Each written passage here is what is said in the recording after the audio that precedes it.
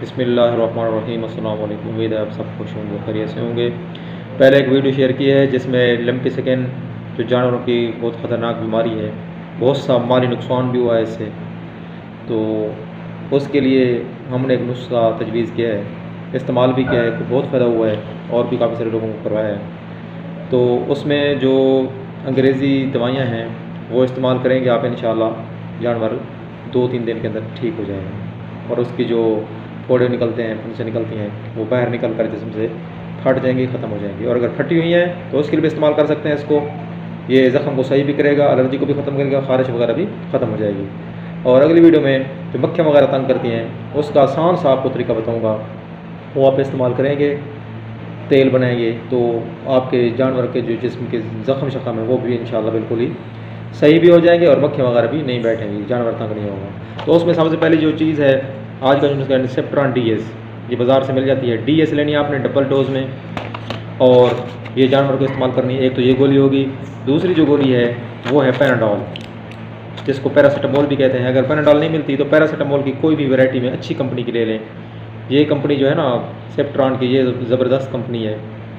और इधर से जो पैरासीटामोल की कंपनी है ये भी ज़बरदस्त है। अगर इन कंपनी का नहीं मिलता तो और किसी कंपनी का जो सॉल्ट है जिसमें पैरासीटामोल हो, असल चीज़ होती है पैरासीटामोल, इसके अंदर जो फार्मूला होता है ना, ये लिखा खड़ा है, आपको नज़र भी आ रहा होगा पैरासीटामोल।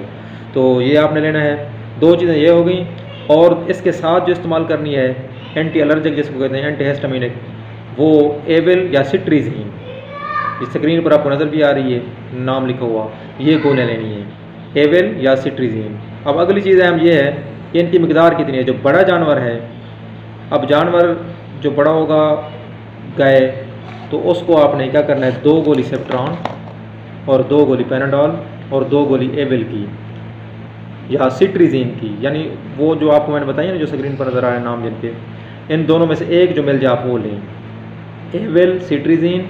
और ये होगी हमारे पास 2 गोलियाँ जो सामने आपको नज़र आ रही हैं। 2 गोलियाँ इसकी लेनी है सेप्ट्रॉन की, 2 गोलियाँ आपने पैनाडॉल की लेनी है, 2 गोलियाँ एविल की लेनी है। एविल नहीं है तो सिट्रीज़िन की ले लें।